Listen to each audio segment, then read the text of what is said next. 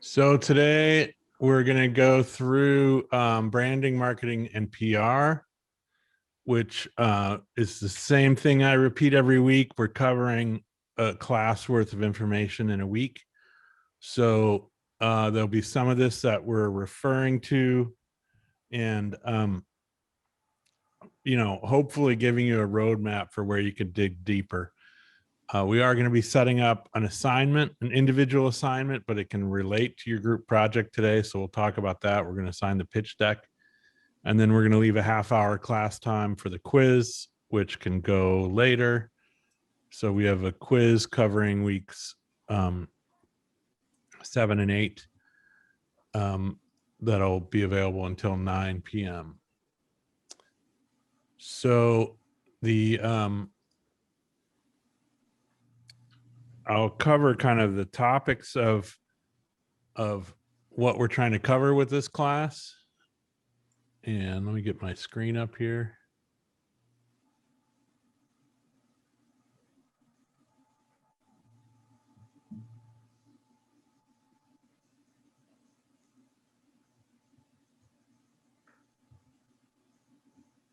Oops, let's not do that.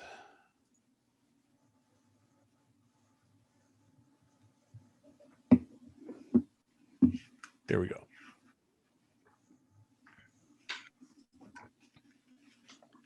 All right, so we're going to cover principles of marketing, market segmentation, target marketing, brand positioning, pricing, and promotion. So pricing and promotion we're really going to touch on a little bit. We covered some of that in the numbers, and we'll cover more of that in sales and distribution. So we're really focusing on those marketing ideas, and I've really sort of morphed it a little bit to make sure to illustrate the difference between branding and marketing and PR, which is not necessarily how the syllabus was built. And then the other competency in there is summarizing the characteristics of consumer behavior that are of particular interest to the beverage industry. So what makes up our consumers? What can we learn about them to learn about how to reach them? So we pretty much covered this. We'll talk about the differences. We'll talk about audiences, which is another sort of way to look at target marketing and market segmentation, and sort of how consumer categories and demographics all work together. And then we'll cover that assignment that is a pitch deck that'll be due next week. So I didn't manage to put my fancy animations in, but we're going to go through these kind of one at a time. And this is a bit of a summary. And then I'll go into a little bit of detail here in each one of these boxes, but know that some of them are going to get expanded upon as we go through this thing. So, I think if we were in person and this was sort of a more comfortable setting for it, it'd be a great time to start with a blank whiteboard and just talk about, what are your ideas? What do you think branding is? What do you think marketing is? But I think in this format, I'm just choosing to sort of plow forward. So to me, the branding is really your identity, the company identity, the brand identity. That can be the product parent, meaning, you could be Johnson & Johnson as a company, but have another brand family that is still not yet the product. Like you make this brand of products, and within that is the actual package on the shelf. And maybe that's not the most independent, crafty example I could think of, but my career included, we were Kalamazoo Brewing Company making Bell's beer, and then there was Bell's Oberon. So you have the actual product being Oberon, the brand being Bell's, and the company being Kalamazoo Brewing Company in that example. So they can all be related. They can all have shared names, but it's just important to understand that your brand is made up of these different moving parts, and people are going to know you in different ways. When you get into the actual product, I like to spell this out for people, especially if they're early on, meaning they're preparing to start a company, build a brand, is that there are choices here in your product name. and how you manage your images. So if you look at the TTB forms, they refer to that product name as a fanciful name versus a style. So you have a choice. Do you want to be Fred's Pale Ale, or Fred being the brewery? You're just going to have the brewery name and then a style name, Sierra Nevada Pale Ale, or are you going to have something else like New Holland is the brewery and Dragon's Milk is the brand, and then Bourbon Barrel Stout is the style? So on the label, you're going to be required to identify some sort of style. That can be as simple as class and type, meaning, and certain words serve as class and type together. And when you read the TTB brand, well, the sort of labeling requirements, that'll get explained there. But like ale, for instance, is both a class and a type, meaning if you want to make Paul's ale, ale is satisfactory enough for the TTB to be taking care of the style things. Whether you want to identify the difference between an amber ale, a pale ale, or something else is up to you, as long as you're telling the consumer, ale is or lager or something, some type of beer is in their requirement specifics. So I don't want to digress too far into what satisfies class and type, but from a branding point of view, you just have a choice of saying, do you want to have a fanciful name or not? And then similar, so that handles the name, right? Are you going to come up with a name for every beer that goes on tap, for every beer that goes in bottle? And there's advantages and disadvantages to each. And then you go into icon too. So, and this, I'll say that the industry is sort of a different place today than it was when I came up through this, and it still has strengths and weaknesses on both sides. But the icon, to me, is the image. Are you going to have an illustration per product? Are you going to have an image that represents your pale ale, or are you going to have a template where basically the brewery brand and the overall template from one can or one bottle or one tap handle to the next doesn't change much? You're just changing the name and maybe the color, but there's no individual icon saying this is in the Dragon's Milk story, the dragon, the image of the dragon is an icon that is different than any other New Holland products. And so there's a visual distinction there. That also means the more products you make, are you going to stick with it, or are you going to have a mixed portfolio? Meaning you could choose, well, the brands we put into distribution, that we put into bottles on this shelf, are going to have an icon and a distinctive, fanciful name. But in the pub, we might just have a pale ale that has the brewery logo and no fanciful name. So that way, as we make 20 and 30 different beers a year, we don't have this branding exercise required to get them pouring. Whichever path you choose, it's just good to have a system so that you can not only have sort of an ease of path, meaning, and it can change, but if you kind of know how you like to organize it, then you get spun around a little bit less, because you sort of know what's on the required list to create a new brand. I need X, Y, and Z in order to get this submitted, approved, and on tap or label designed or what have you. And also, if you have an understanding of the format that you'd like, it's a lot more helpful for collaborators. So if you're going to reach out to an artist or an agency and you're saying, I just need a label for this, and they're going to come up with an idea, and then the next beer comes around the horn and you're going to say, I just need a label for this, and you're going to start all over, maybe with the same artist, maybe with a different artist, and you're not building sort of a protocol.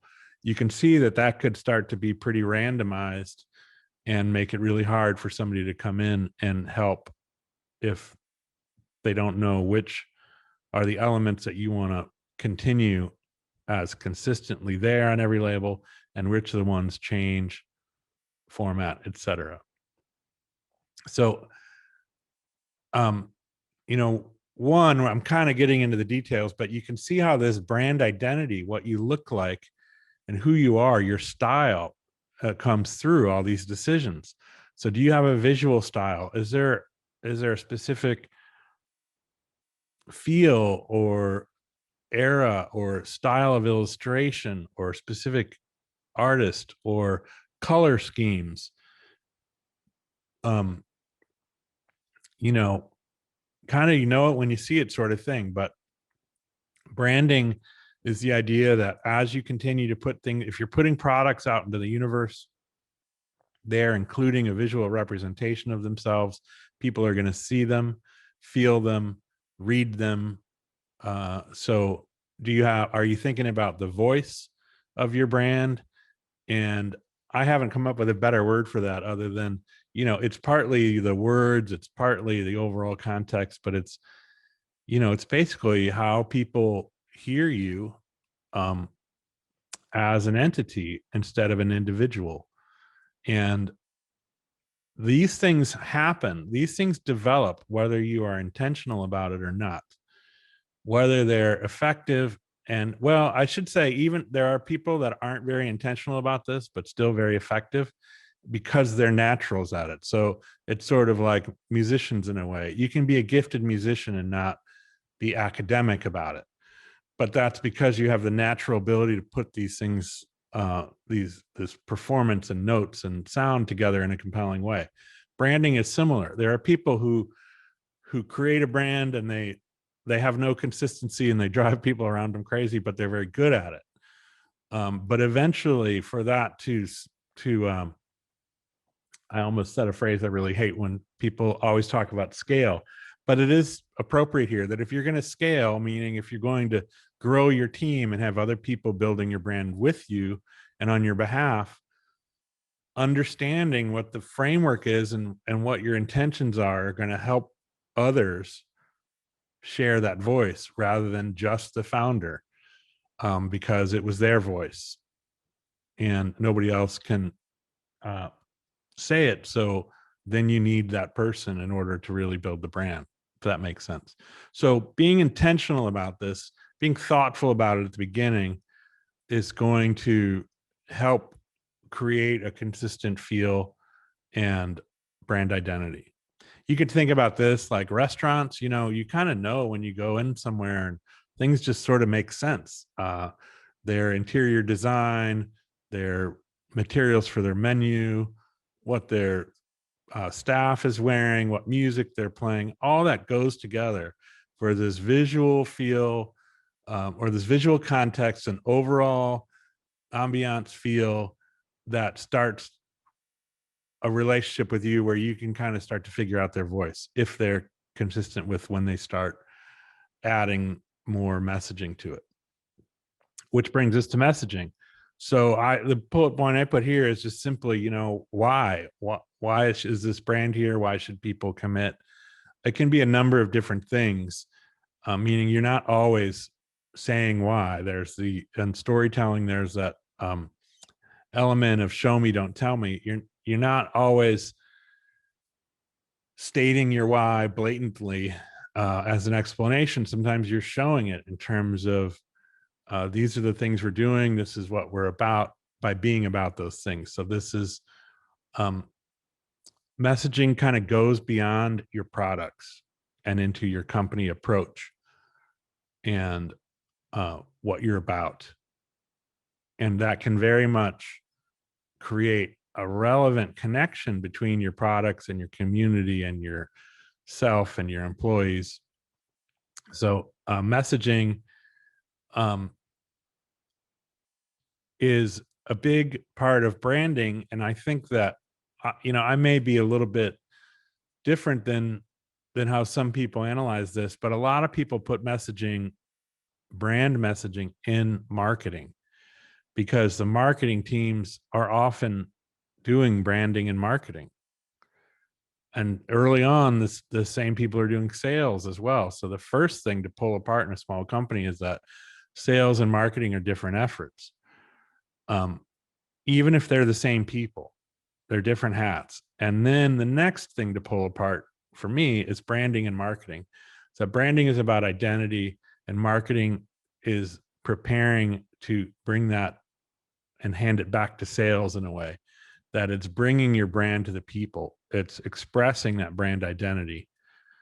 So it is where, marketing and advertising, um, I'm sure there's a million different articles on the difference or similarities between the two, but I look at marketing and advertising in a very similar brushstroke, if not the same thing. And I think that understanding these two lanes helps you do both of them better. Because if you're intentional about your brand, then the marketing job is easier because you know what you're trying to market. And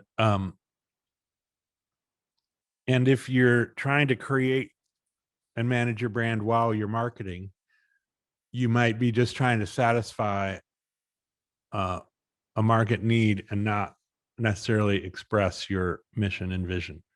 So you can get kind of spun around by the marketplace if you aren't fixed on your brand and you're trying to market without having it. Um, you can get into just kind of think about everything in your social media feeds. There's a million marketers out there that don't have a basis that you're not interested. They're still marketing. Um, and we tend to not stay with that as long. And they might have, they might be doing some of it, and a lot of them are effective in some way, or they wouldn't be out there. But I think in brewing and distilling, by the very nature of our makeup in this class, we're talking about independent craft operations. We're talking about, and this will start to relate to the next points in marketing, which is our customers care, and they don't want a generic product. They want a product with a brand identity uh, that they align with. So it's bringing your brand to the people. So that means, who are the people? So some of the next slides, we're gonna break apart market segmentation and avatars and a little bit more about market analysis, more coming up. But the idea is that understanding who you're trying to bring your brand to, where they are, what they like, how to describe them, how to find them, and where you belong in the marketplace. That is not only in relation to your customers, it's in relation to your competitors. Um, and and this is again where, like, in the craft world and in Michigan, it's very collegial. So we look at our fellow craft brands often as colleagues versus competitors, and that's true. But in a market definition, they're still competitors. They're brands on the same shelf as us, and we're trying to reach the customer while next to them. So competitive analysis is describing the terrain, understanding and describing the terrain you're in, so that you can figure out how to navigate it, and how to stand out in the right way to the right people, so that you can connect to the ones that should be buying your brand. Should be is subjective, but that's what you're trying to figure out here, is what is your subjective argument for why you're worth it. And to do that, you need to talk about who you're worth it to, and then why you're worth it. So we are going to go into these next points in more detail. So I'll explain them here and then dive a little deeper later. So brand positioning. So I'm a big fan of alliteration, as you can see by the 5 Ps, which were just created for this slide. So I kind of thought about how I've looked at this over the years. You guys have probably gathered by now, I'm not much of a just template, do it the old way that's in the book all the time. But these things are consistent, and you do learn from the structures. And so brand positioning is a very established term. And then the way I thought about bringing that to you is talking about its places. So, meaning what stores are relevant for you, what communities are relevant for a brew pub, what are the actual places your brand is going to be, or that you think your brand should be, that's relevant to it, that where it will be successful. And then placement is, where is it within the store? So this happens in almost all settings. So it could even happen if you're talking about marketing your different brands internally in your own tasting room. And it also happens outside of your four walls when you're in a store. And the shelf positioning, I think, is the easiest way to make sense of this. And like Gallo is a big brand that did massive studies in training people to position their brands on the shelf in a certain place, that eye level by the handle on a cooler is the prime position. That's the brand that's going to get the most attention. One of the other principles out there is getting positioned next to the top seller. So if you're not the seller, you want to be next to them. And, one would say, you know, I don't know if they're the top seller, how am I going to compete with them? But the point is, that's a point of traffic and a point of attention. And there's a bunch of different reasons, depending on who you read. But the point is that placement of where your individual products are inside the places that you chose to sell them is important.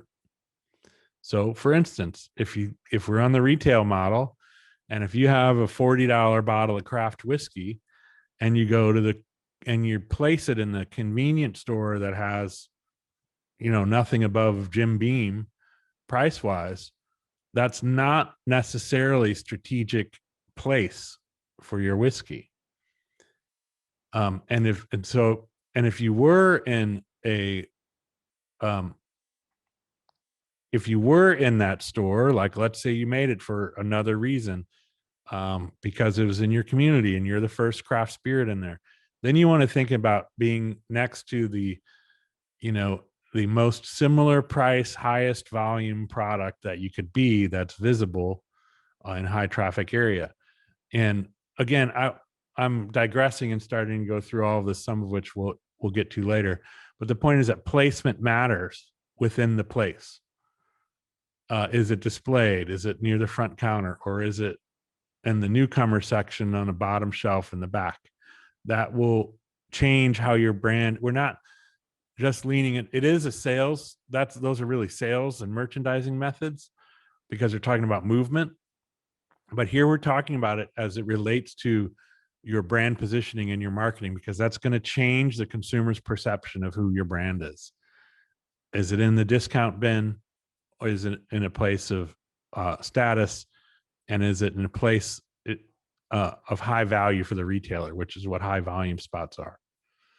Placemat is a new word that I liked for its mnemonic value. And I'm just talking about merchandising, branding inside the location. And I just thought about, if you're actually on the placemat, so if you sit down at a table and you're in an account and you show up on the brand, your brand shows up on the placemat or on a coaster, or somehow comes into view to the consumer outside of its actual shelf placement, beyond the tap handle. That's merchandising, and that's brand positioning. So this is all opportunities for the word about who you are to reach the consumer when they're in a place of making a decision, a buying decision. Price is about value. It's about perceived value, and it's about status as well. That if you had your $40 bottle of whiskey in that rural corner store, and you said, there isn't a bottle in here above $20, I better price mine at 20, you'd be sort of joining those whiskeys in their overall brand value. And there's the business strategy component of, you probably couldn't afford to do that. But if you set that aside for a minute, you're also then establishing what the customer should expect from you and they should expect the same thing that they get from those other $20 whiskeys or $15 whiskeys or what have you. So price is beyond just a consumer exchange and beyond just a cost of goods margin market relationship. Price is part of your brand positioning. And that can go in either direction. But it's part of the evaluation. Either direction, meaning you can be too high and you can be too low. And that can be not only about the sales part of it, but about what is the price conveying to the people about your brand and about your relevance to their place in the market. PALs. So this just talks about co-branding, collaboration, who your supporters are, and how that shows up to the consumer. This can be community organizations. This can be events that you support, clubs that you endorse or sponsor or bring into your place. Who are your running buddies that people will associate with you and you with them? And so that is part of brand positioning. I think the best examples of it are genuine, authentic relationships that are coming from aligned values. There's certainly examples of that happening just from a, sort of social status transfer of ease and oh, I don't know what the word I'm looking for. There's big brands out there that are doing this. We will look good together, so let's do this and make a financial transaction. But in our world, people pay attention to who we're supporting and collaborating with, and all that ends up being more. Hopefully, you can kind of see how these are related to one another. But if you put them all in the same box, it's a little bit harder to sharpen the strategy, in my opinion. So who you are, what your products are and who they are, and the identity pieces is really in branding. And then the marketing is, how do we take this out into the world and strategically promote and protect and set it up for success. Oops. Oh, wow. I imported slides from somebody else's presentations. There's transition I wasn't expecting. Fancy. Public relations. So I took a definition from Merriam-Webster. Public relations often does not get talked about in these slides, in these classes, on these syllabuses or syllabi. I don't know what that is. But it's the business of inducing the public to have understanding for and goodwill towards a person, firm, or institution. So if you look at the professionals out there, they also get confused a lot. The difference between an ad agency and a PR firm, and these are also industries where they are all branding professionals. So they're constantly renaming what they do and how they do it, depending on what is in vogue at the moment. But to me, public relations is about the story. It's a collection of your reputation, which is also what I'd say your brand identity ends up being. But public relations is a little bit less. It's just sort of out in the wild. So what is the public hearing about you, and what opinions are they forming about you in more of a grassroots sort of way? Now, grassroots usually connotates a low budget natural phenomena where it just sort of takes off. Public relations is sometimes that, and sometimes, significant investment and strategic pieces, meaning it's not always happening on accident or just because you got lucky, but it is still that less crafted, meaning this is happening in other places besides the places you control, right? So articles about your brand, um, online chatter, what other people besides you are saying about your brand comes in public relations. And so you can do that. We'll talk more about these, but so they're having a strategy for how you're managing the media, how you're engaging the community. And again, this show me, don't tell me comes up is this is more about what you do versus what you say you do. And this is what others may say you do. And so in marketing, you have control. You can create the ad, you can create the brand deck, you can um, you can edit the video, and you can really manage what's in there. The um, social media and traditional media and word of mouth is going to be more organic, and you can influence that through efforts and spending in public relations, but you can't control it. You and so that's the difference. And what you want to do is be thinking about how these relate to one another and how they can feed one another. And so really successful brands, there's great connective tissue between these. And so the public's talking about the same thing that rolled out, and there's relativity to it, and you just don't know why. You've heard about this thing that came up 10 times in a week in different places, and that's when these things are in concert and being put together well, and your awareness gets piqued and you start thinking, I should check that out. When somebody asks you, have you heard about this, movie or brand or new beer, new spirit, and you have, and it's across the street, that wasn't usually exclusively one of these things. It means you got hit, or you got proximity to more than one of these boxes that made you say, oh yeah, I haven't had it yet, but I'm interested. So that's the starting overview. And now next we're going to deep dive a little deeper into market segmentation and demographics, and then come back to PR.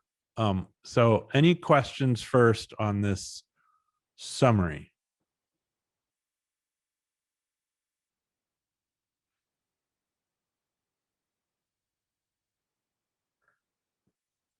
All right. You guys got it all handled. So we'll jump ahead. All right. So market segmentation. So it's a marketing strategy which involves dividing a broad target market into subsets of consumers, businesses, or countries that have or are perceived to have common needs, interests, and priorities, and then designing and implementing strategies to target them. So,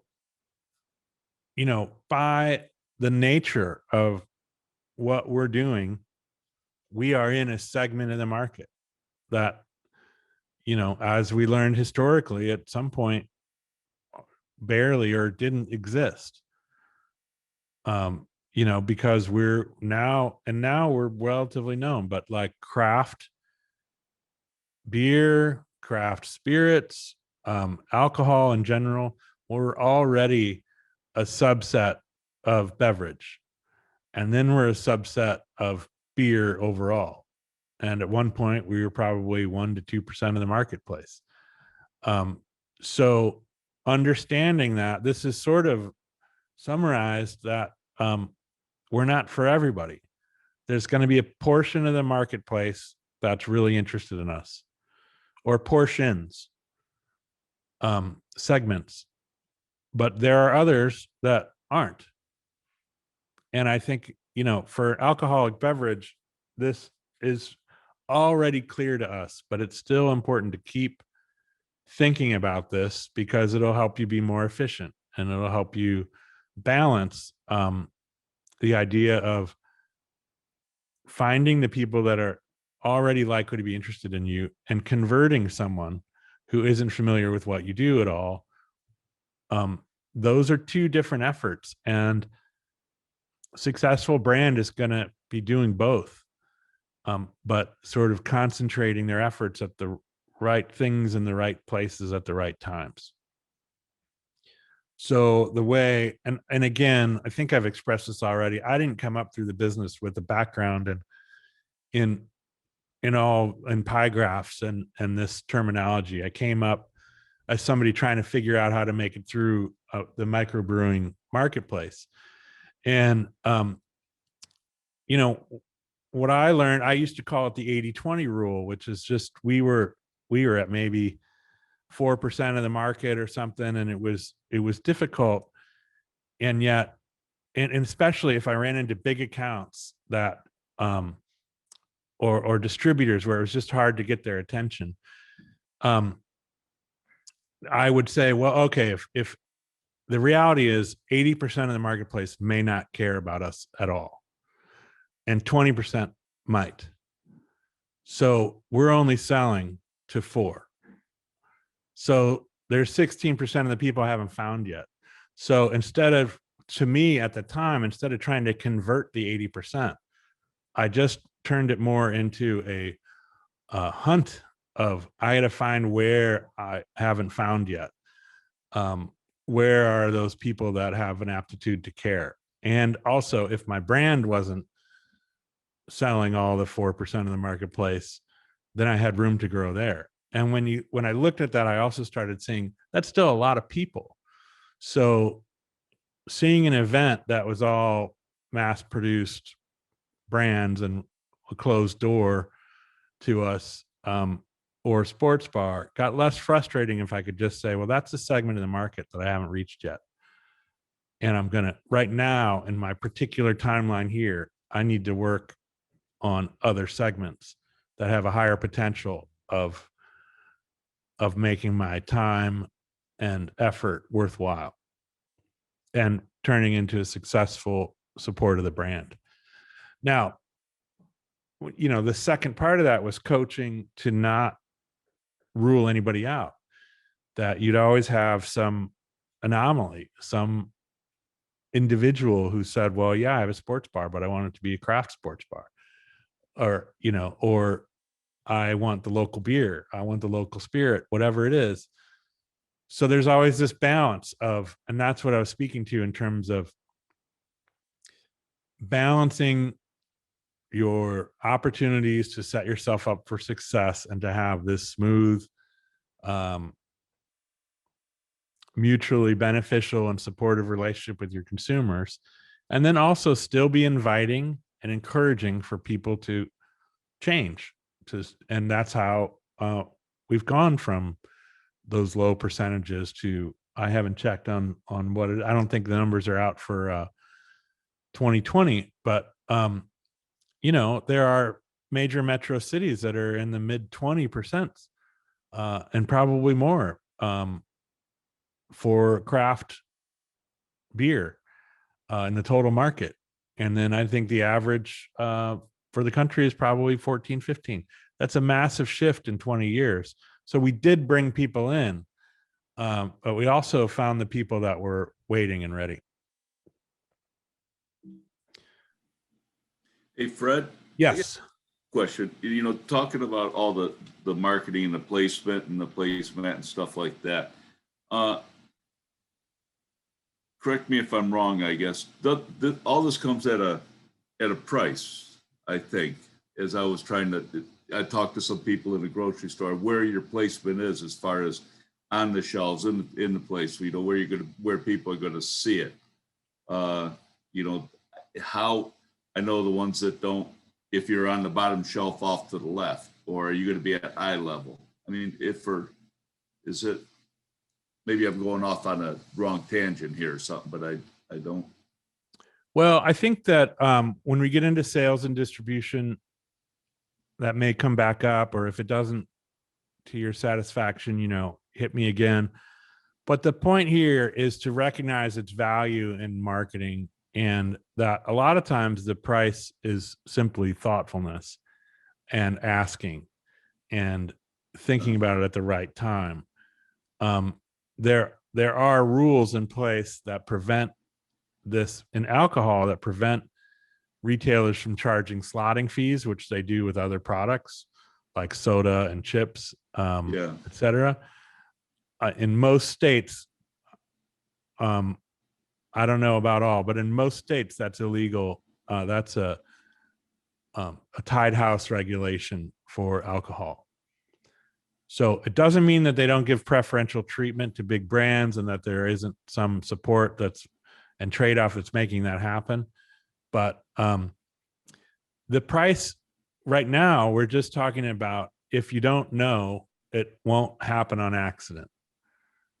Or you'd have to have been so successful that I want to put a display up for this brand because they're all over town. So it makes sense for me as a retailer to display it because they're doing their own marketing. So the retailer's brand positioning might be, I got to have Paul's beer in here because it's the hottest thing going. So for me to be the retailer that I believe I am, I need to have the right brands in my store. So it happens both directions, that this isn't just out there asking for it. But if you're not bringing that leverage in, then it might be a request. But first things first is that if you just drop the case off at the door, again, this gets into sales. If nobody's coaching anybody on brand positioning and your beer just comes in on a hand truck and gets dropped off in the back room, you're counting on somebody else to determine where you should be in the store. And sometimes this is literal, like, hey, I would like to be next to this brand. And sometimes it's suggestive, meaning your sales materials, your case packaging, your brand messaging all points to, we're a Michigan craft story. And so an inexperienced stocker could pick up the case and say, well, this belongs in the Michigan craft section because it's obvious. So sometimes the messaging and the feel and the voice can help your brand positioning. And it's not always a literal action in the store. But I think where I'm going to is that, so if you are thinking about where you want it to be and build and doing all of your other actions accordingly, then it'll look like it belongs when it gets there too. All right. Yeah, because I mean, it wasn't liquor or beer that I was talking to the person about. It was something else, and it literally, was paid to be up front.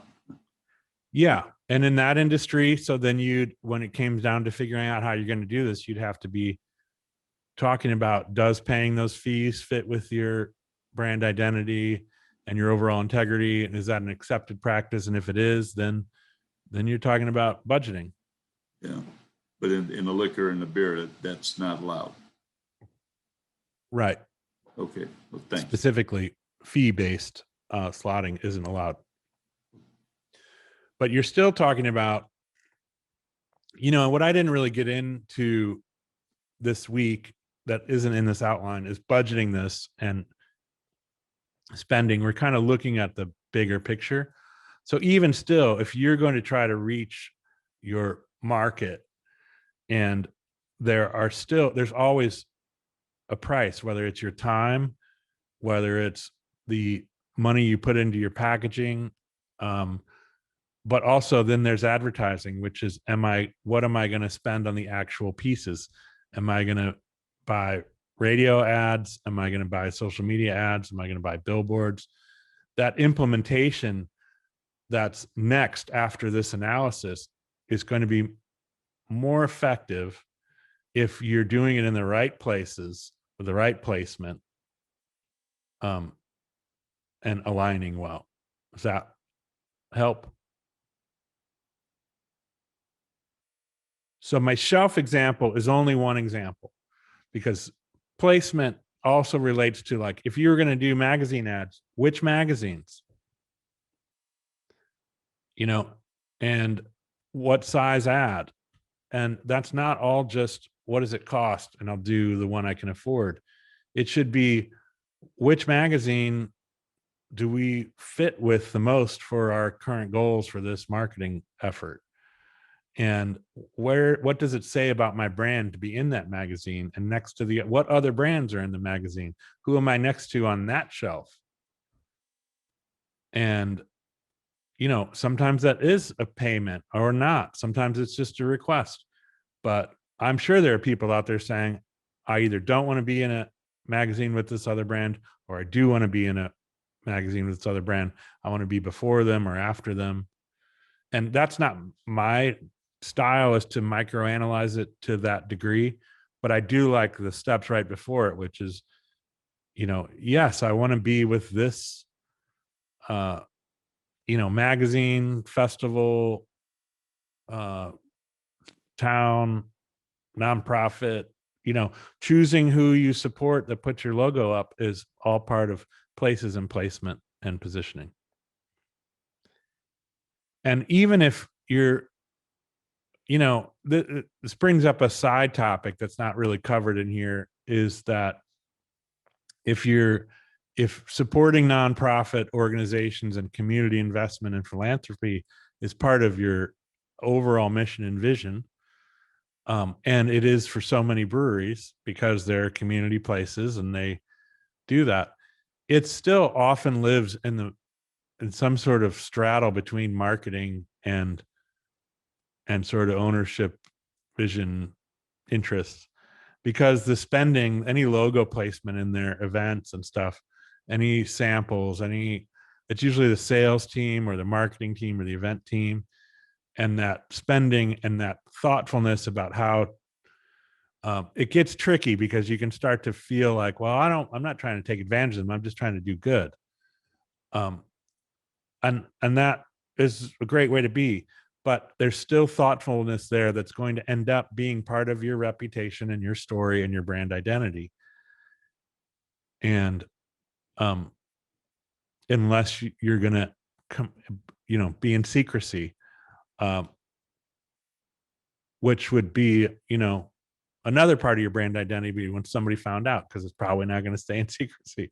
So anyways, I'm not necessarily saying philanthropy should be exploited by marketing, but I'm saying that even in your philanthropy, who, where, how, why is part of your brand positioning, and done thoughtfully, it will help people show what you care about. And I have soapboxes in this area. This is the area that I spent a lot of my energy and time in my career, and I didn't do it the way, I came at it from a different angle than what I thought the industry told me a lot of times, which is, part of my take was, I feel like a lot of people think marketing is about making stories up to sell things. And I looked at it, it should be a removal of insulation between you and the customer. It should be revealing who you actually are, so that the people who like that know about you and can buy your stuff and support you and be happy about it and wear your colors. Like, people, we're not selling widgets to where it's just I needed this, so I got it, and it's over, and it cost too much, but I had to do it anyways. We have people wearing shirts and hats and flags and tattoos saying, I am a supporter of this brand, and it says something about them, the consumer.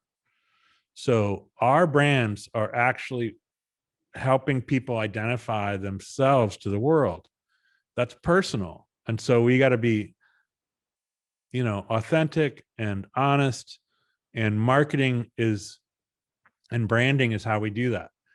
But it's also how people, other industries or other actors, also use it to trick people. So we have that going against us, and that we've got to demonstrate, we got to show them that our messages are authentic. And that is partly done through these methods of where we show up matters. And if we were taking full page ads out I guess I'm revealing my age, that I'm still thinking about pages of things, which doesn't really happen anymore, but not in the same way. But if we were advertising in an area that wasn't true to what we wanted our brand identity to be, then people would say, well, they said that, but then they supported this. So those aren't congruent. So I don't really know. So whether you Brad, pay for it or not, the thoughtfulness is what's important. And yes, Frank.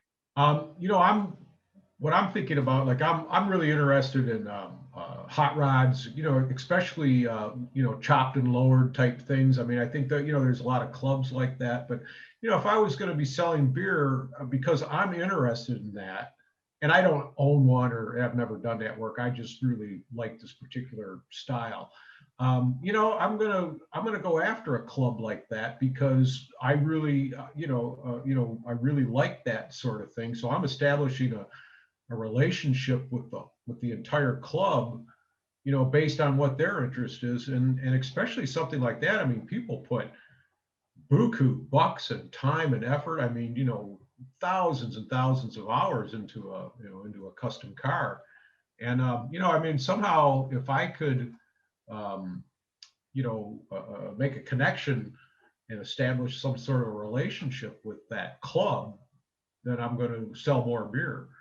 Um, and like you say, I don't think I ever looked at it before in a way of like, you know, that's a real honest relationship. I have, um, you know, a lot of interest in what they're doing, and I have something that they may be interested in too. Absolutely. And where you have passion and you can express that, you're going to have people who get excited by it and want to send it back. That's just, it's sort of humans 101, but it gets distorted a lot in the marketplace. And so the more we get back to that, the more natural energy we're going to find. And that is both I think it's about a willingness to put your interests out there, and it won't, you know, it can fit or not fit. Like there are some things you keep to yourself and that's not really part of my brand. And there's some things you put out there and say, hey, I support hot rod clubs because I love them. It's great. And I made a label that features them. Or like, you know, that's honest. And you see that a lot across brewing and distilling world. You see it more. I think now you're seeing it in the craft distillers have brought that to the fore. But you don't always see that as much. I don't think in the bigger spirits world. And but you know, I think about some relationships like disc golf was huge for craft beer, was huge for Kalamazoo, for Bell's. And you know, there were disc golf enthusiasts traveling the country bringing coolerfuls of Bell's to states that we weren't in. And they were huge vocal enthusiasts. That what does it have to do with brewing? Well, we'll get to that here when you look at the social demographics and consumer avatars instead of just, you know, disc golf. Is it about beer or not? Well, their consumers have a lot of, it was, you know, there's a lot of similarities. They were adventurous. They were into something that was sort of, um, you know, counterculture and off the beaten path, and was an investment that the more you knew about it, the more, you know, sort of status and that you had. And they liked kind of being the rogue adventurers, and having a beer that spoke to that was uh, a very compelling combination. So seeing that and choosing to support them versus supporting something that doesn't align, who still might be coming calling and saying, hey, we got a demolition derby at the state fair this week, do you want to sponsor it? Well, for one brewery that might be really appropriate, for another it would feel out of step. So weighing those decisions starts to become about, instead of just about how many people is it going to be in front of and what does it cost, it should be about, does this align with my brand and my marketing strategy? And is there mutual benefit? Is my brand being part of their thing contributing to their overall experience, and are they contributing to mine? Because that's where you get into that pals line, is that if there's a symbiosis between the organizations, then everybody's getting value, including the consumer. Consumers love seeing brands come together. So that's that. I see there's a chat here.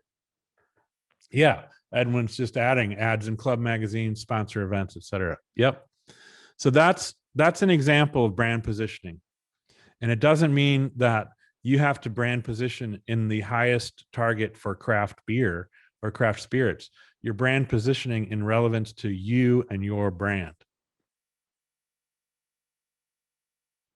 And so that can be because it's in your town, because it's part of your aesthetic and approach and what you love, or because it's a high value craft target.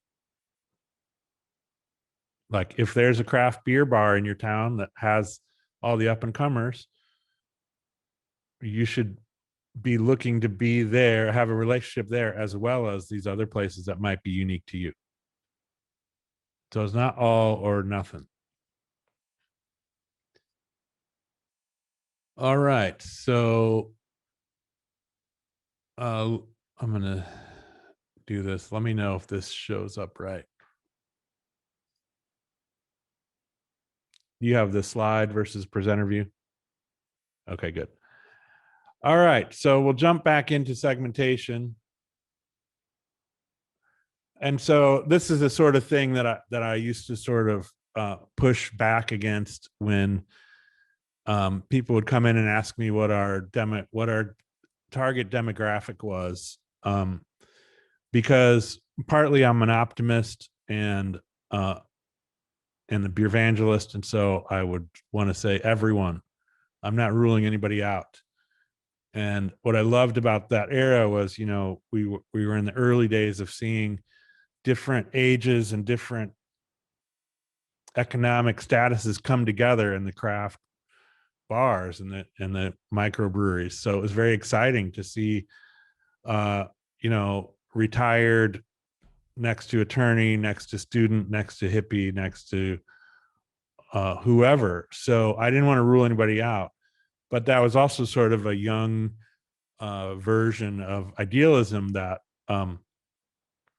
maybe did help define our demographic. But the point is, there's a lot to these things. So talking about segmentation is about, can be geographic. These are 4 bases that are just kind of a generally accepted categories. Can be geographic, so whether that's region, neighborhood, state, but who are your likely markets that you're intending to.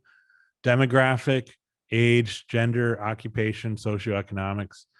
I think that, again, my opinion here is in craft, we end up a lot more in the socioeconomic. There are stats, and we'll see some of them coming up about what age groups are most popular. This also helps the longer term your brand is out there, that when you're coming of age, you kind of see everybody and identify with who your main core is. 20 years later, your brand demographic is going to change because there's people who weren't of legal drinking age yet. And so if you want your brand to grow and morph over time, you do need to be fluid here, instead of I set my desired demographic 10 years ago and left it. That won't be accurate anymore. So when this becomes fluid, I've become a lot more, becomes a lot more enjoyable. So behavioral. So what are they doing? What are the things that they're involved with that might relate? And then that is very similar to psychographic, which is, you know, their personality, their lifestyles, their attitudes, etc.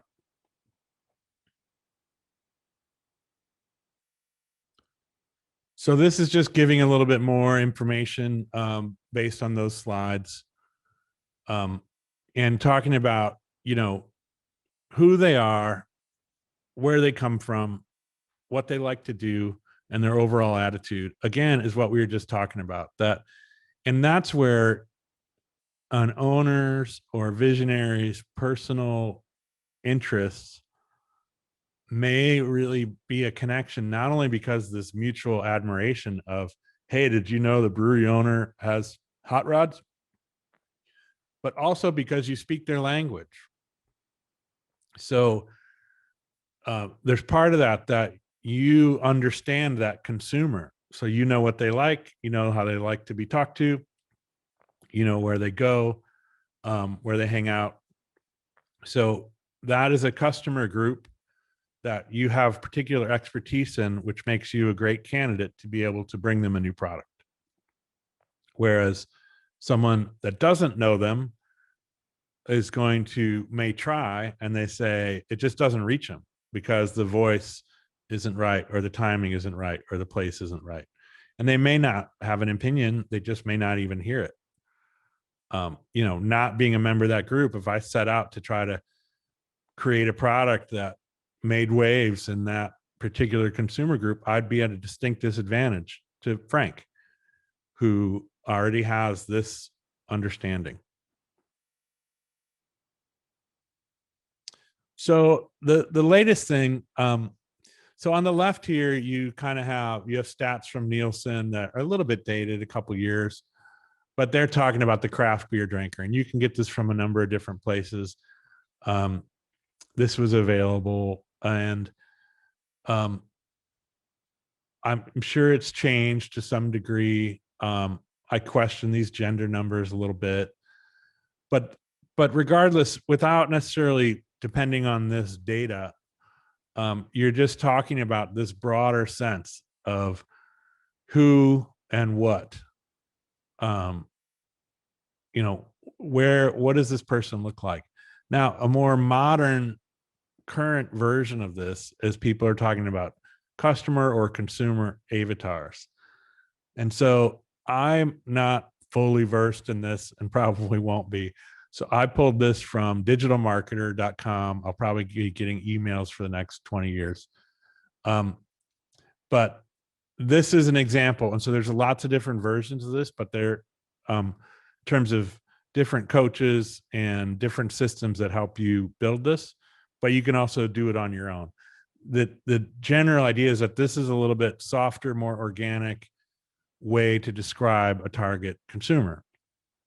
And it's saying, what are their goals and values? Or what are their sources of information? So what do they read? Where do they go? What do they do? What are their challenges or their pain points? And what are their objections or roles? So, and then down the middle here, you have a little more of that traditional demographic data. You've got age, you've got gender. And so what somebody might do, this is Eric, this is one avatar.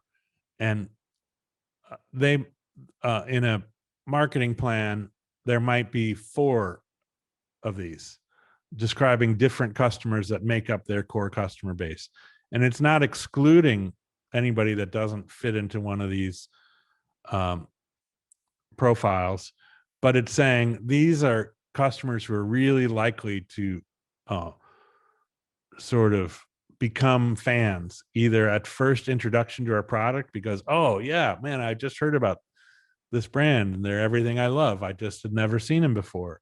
That sort of customer transition is meaning you're not converting them. And right now there's such a shift in that we have a different effort out there, and that there's less of a requirement to convert a drinker from mass-produced historic brands to craft.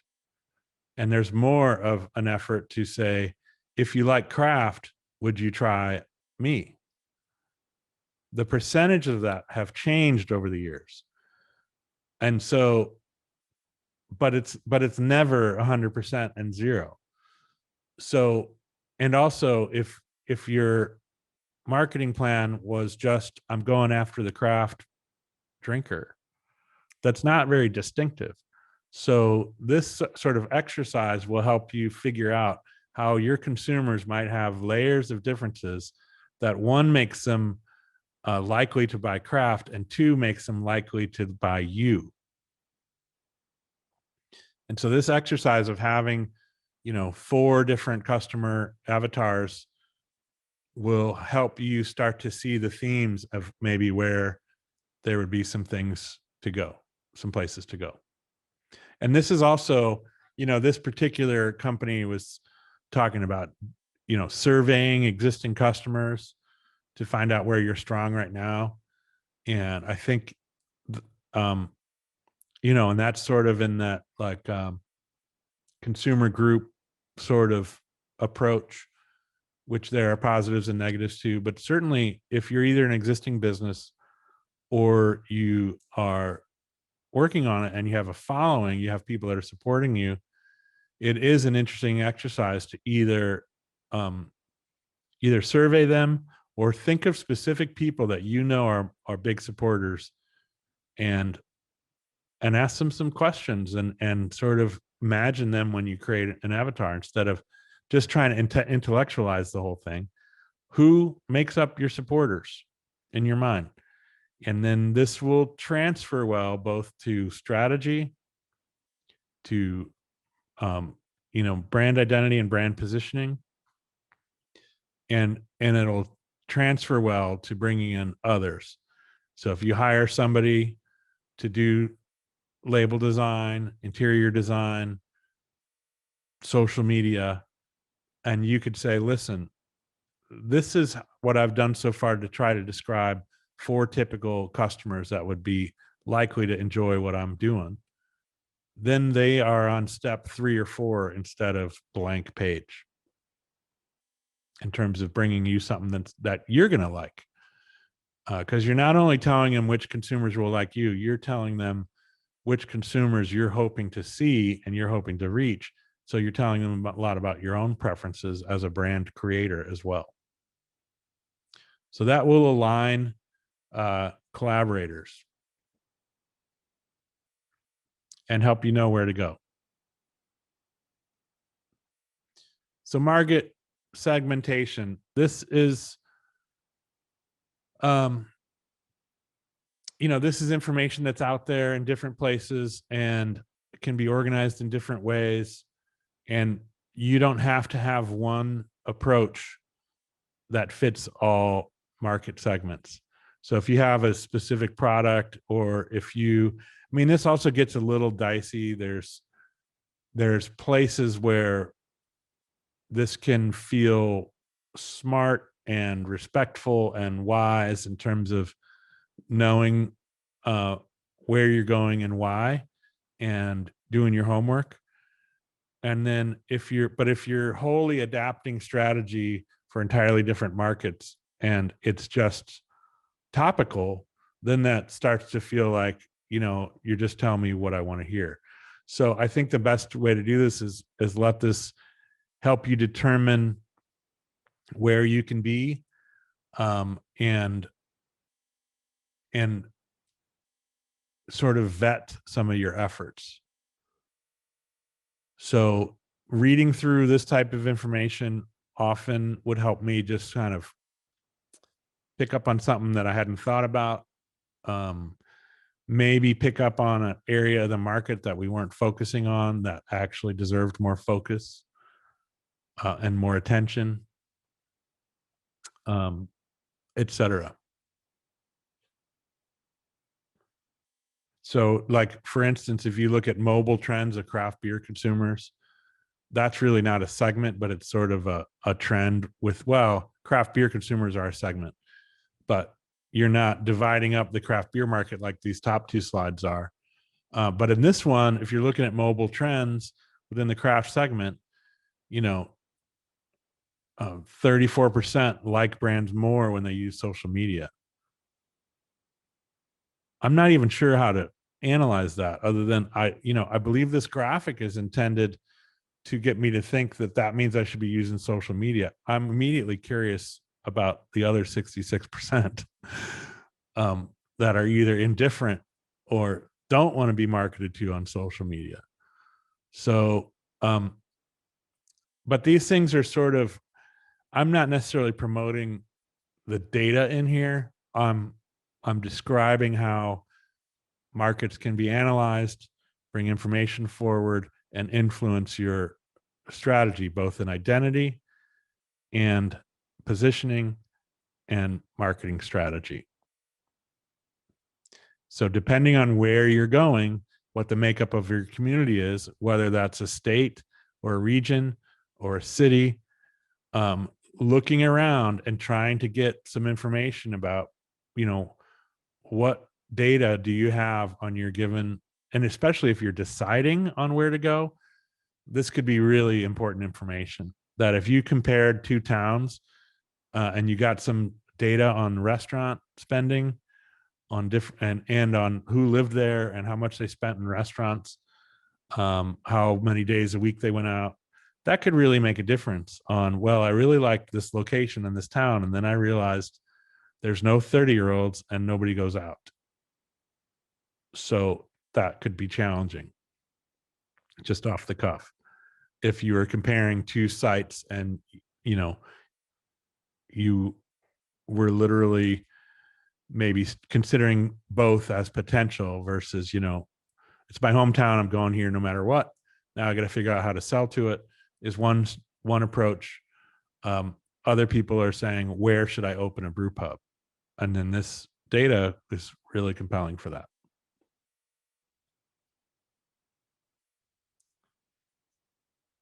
All right, so we're back to public relations, and this is the slide. I just wanted to come back to it and talk about it.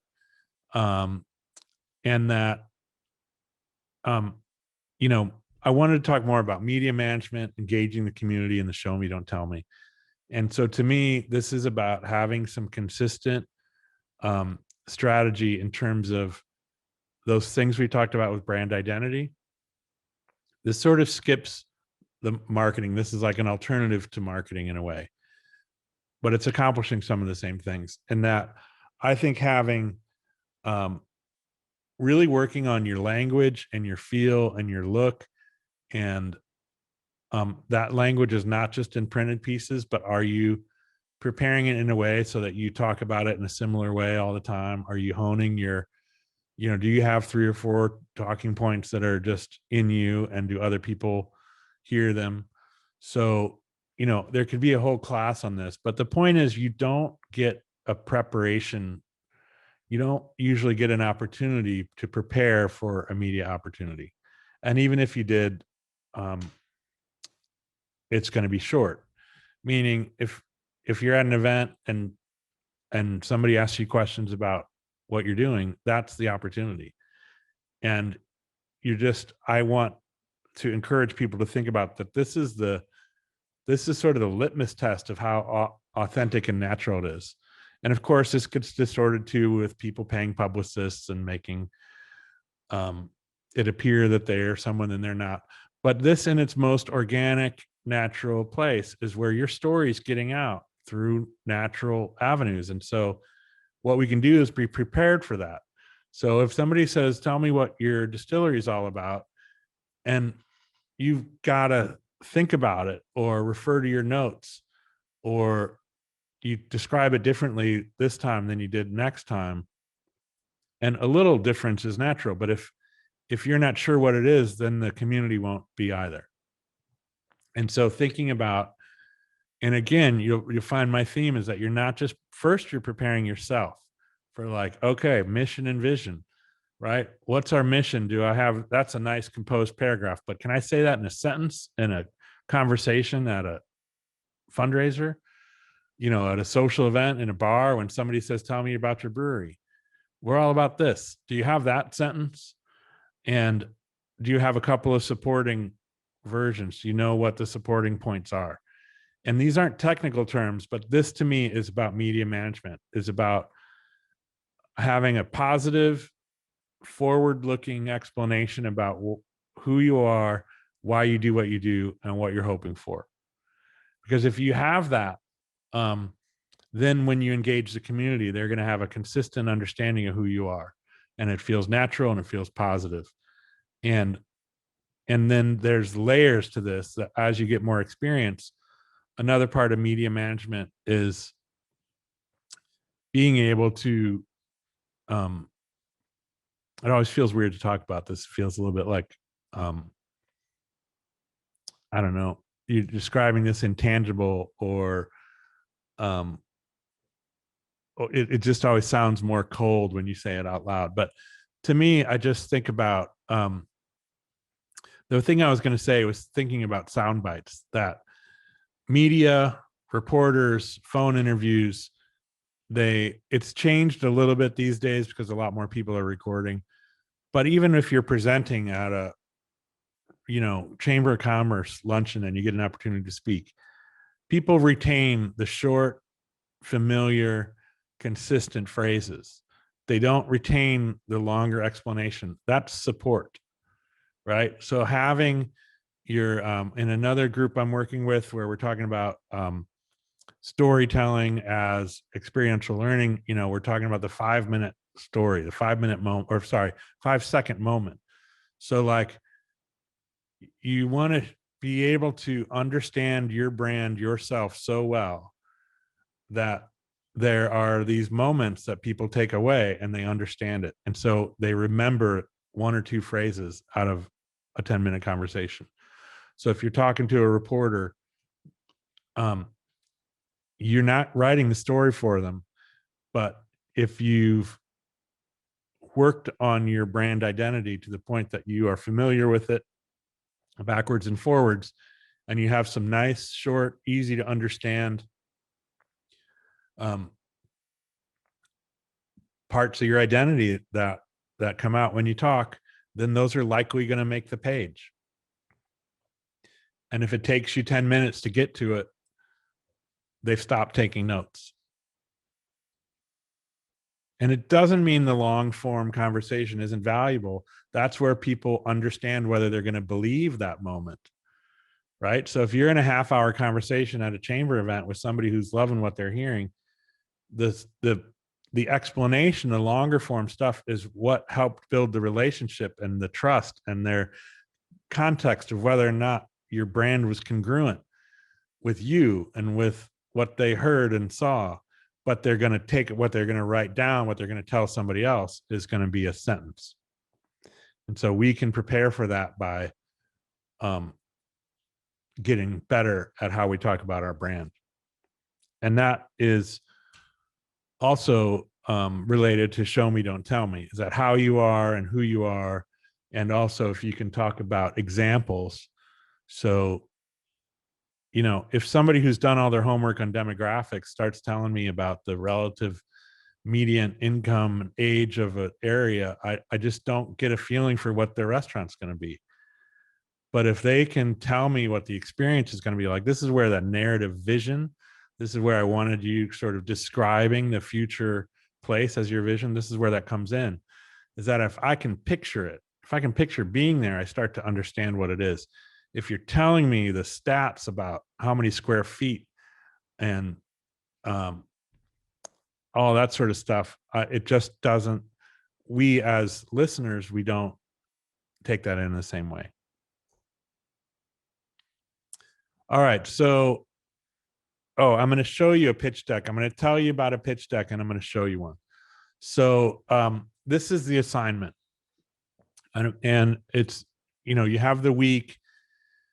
And what a pitch deck is, I'm going to tell you the assignment on the next slide. To describe what it is that it includes a collection of relevant and compelling information, concisely organized for its given purpose, audience, and call to action. So what is it for? Who is it for? And what are you asking for is sort of the idea. And I call it a pitch deck versus a marketing plan or a sales plan because it can change. What are you bringing forward? Are you trying to get investors? Are you trying to get into a chain store? Are you approaching a new wholesaler? Are you in front of the zoning committee? Who knows what, right? So are you looking for a sponsor? This is and this would usually draw from other materials that you have. So if you have a marketing plan, if you have the big business plan, this is where you might be drawing information from that and dropping it into a deck specific for a purpose. And it should convey the feel of who and what makes up the brand identity, and it should especially answer why you and why now. And that's partly positioning and partly timing. So I was stumped a little bit on what to show you here because I hadn't prepared enough. I didn't have I had some other like brewery, distillery brand decks, but I hadn't talked to get permission, and I don't want to share somebody else's pitch deck without specifically being endorsed. And I also kind of don't want to give you guys necessarily the template for the stuff you're working on, where I'll just do it like that example. I want you to think through the purpose of this and the function of it, and relevant to your group projects. You'll have different degrees of progress, meaning you're not going to have everything available to you that a traditional polished deck would be, because you're in idea stage and you don't have all your brand identity created. But this is going to start calling for it, and it's going to help. Normally I would bring a pitch deck in after you've done the business plan and created the brand. Here you're doing it as an exercise to create materials that'll go into your business plan, if that helps. So anyways, all that's a long setup for what I want to show you is I looked up decks, and I have one from an event, an interesting collaboration that I was part of with Carhartt in New Holland. So Carhartt was celebrating their 125th anniversary, and oh, I bet you have the wrong screen.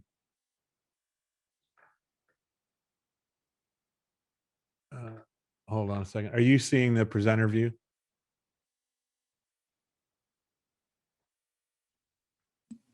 Yeah. Yeah. Yeah. Okay. Went to Keynote. Okay. 1 second. I got to talk and manage Keynote at the same time.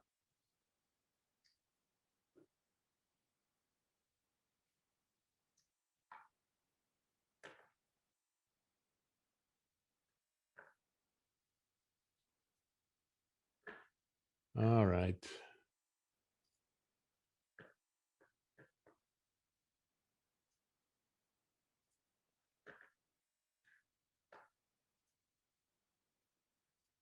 Do this another way.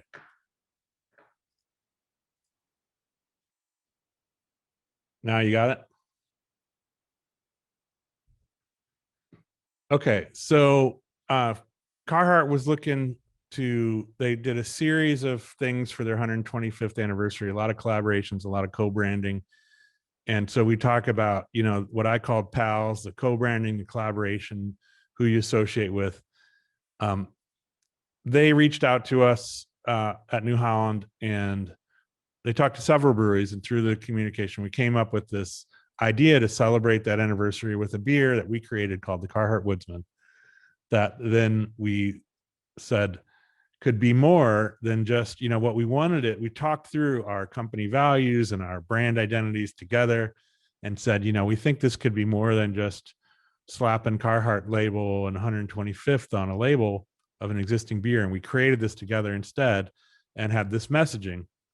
This is a deck that we created a tour where we launched this beer, and we did a tour from Detroit to Denver for the Great American Beer Festival. And so I just pulled this up and didn't change it at all. And this was a deck we were using to prepare accounts where we were going. So we weren't selling so much as we were trying to help everybody understand what this was, because they were like, wait a second, Carhartt beer, you're doing what? Why are you coming through Iowa? And so this is an example, and I'm just sharing it, not expecting this production value.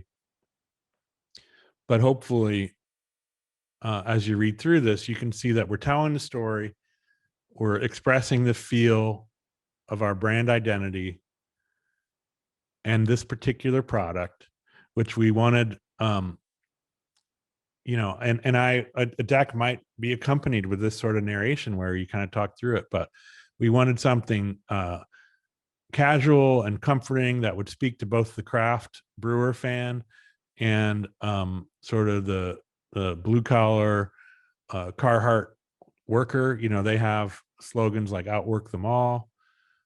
We wanted something that represented that.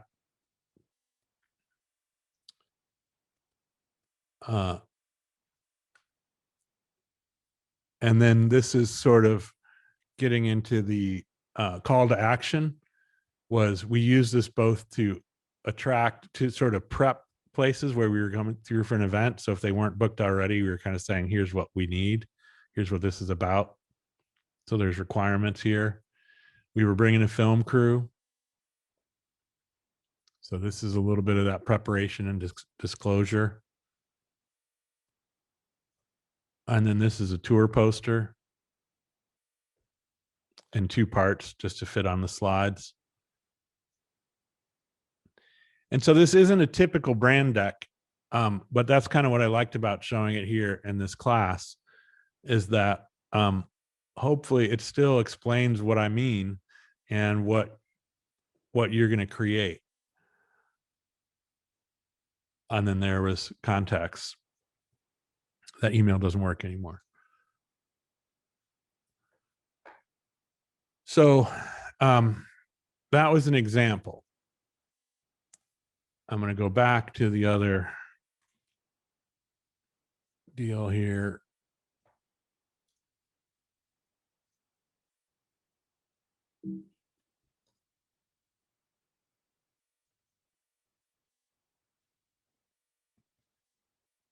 So what your assignment is to create a pitch deck for your brand to your choice of retailer, wholesaler, or other relative audience, meaning you determine who and why, and incorporate appropriate aspects of your mission, creative brief, forecast, and relevance to the market.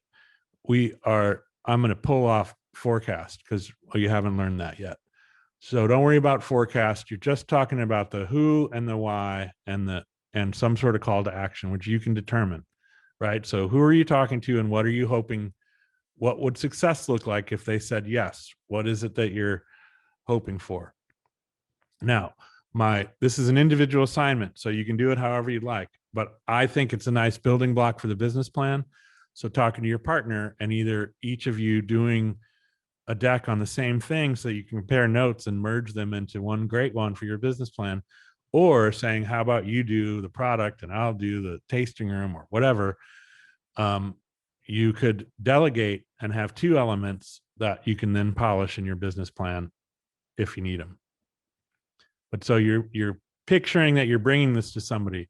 Could be a potential investor, could be landlord, zoning, you name it.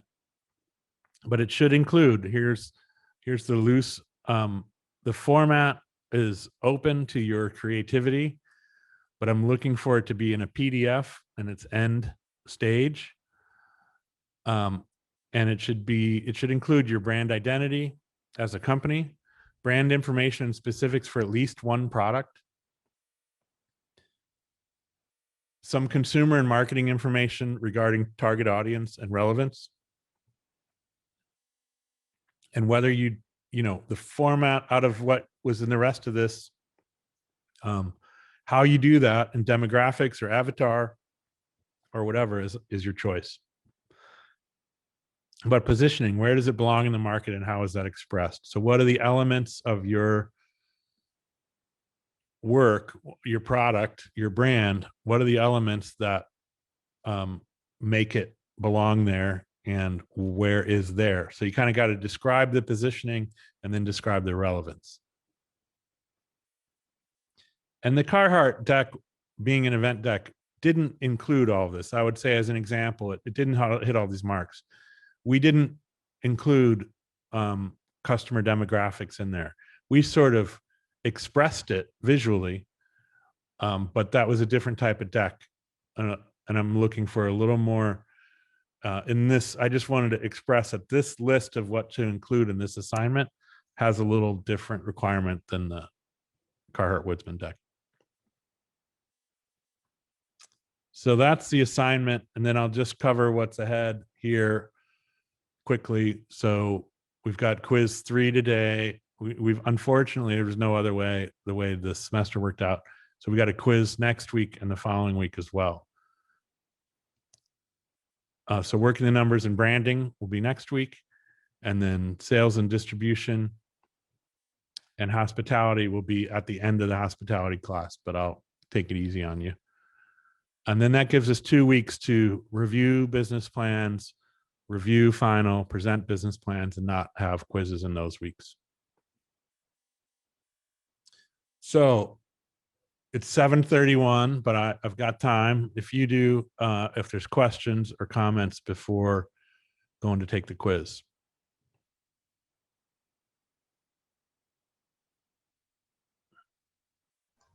Fred, I got one question. I'm seeing a lot of information expressed in barrels, and we sell half barrels. So, like when you look at the LARA site, they say microbrew can, has to stay below 60,000 barrels. So that's 120,000 half barrels. Is that, I just want to make sure I've got that real basic kind of understanding of the math there. Yeah, a beer barrel, BBL, is considered 31 gallons. And that is a measuring unit to express volume, whether it be bulk in a tank or in any given package. So you can convert cases and kegs, half barrels, 6 barrels, firkins. You convert them by their ounces to gallons into barrels to express total volume. And a half barrel is called a half barrel. It's entirely full, but it is 15 and a half gallons. So it is half of one measured barrel. I don't think I've ever seen a whole barrel. Do they sell it like that in a whole barrel with 31 gallons? Is that something that is out there? Not in my time. But at one point, I'm sure that was the origin. But I'm glad I don't have to lift them. I can still get a half barrel up some steps if I have to, but I think I'd be done. I'd be done and retired from that if it was a full barrel. So yeah, it's a good question, and that is, and then proof gallons is the version of that for distilling, which is a little trickier math because it's also beer volume doesn't really care about alcohol percentage. Taxes don't relate to alcohol. I mean, some states will have label requirements that change, and they might actually have. There are states that have tax ramifications for beer over a certain percentage of alcohol, so you do have to watch out for that. But as a general rule, alcohol is less relevant to the terminology, especially for volume and brewing.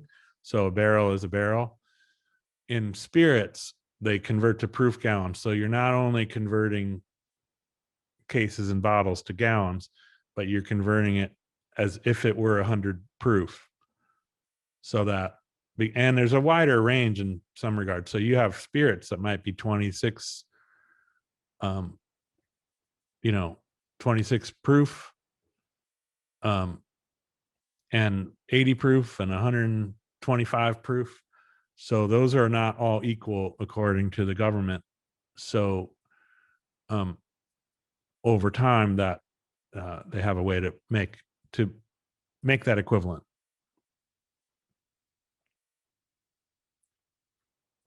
Anybody else? Questions or comments? You guys understand the pitch deck assignment?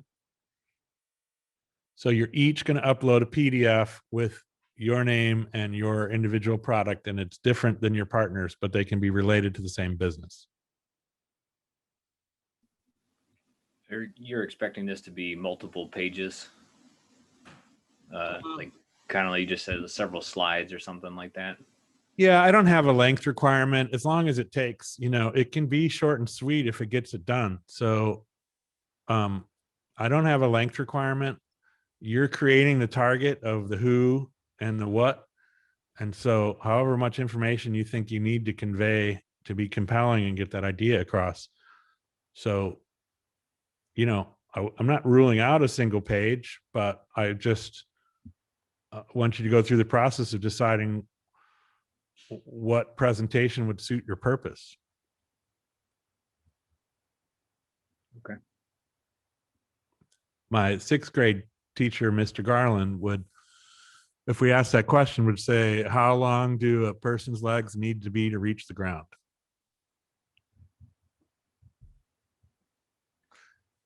So Mr. Garland has made it into BDT 140. And with that, I'll let you guys take the quiz. And give me a holler if there's questions. I'll get this deck up tonight so that as you work on this project, you have PDF. And I'll leave this open for 15 minutes or so to make sure everything's working with the quiz.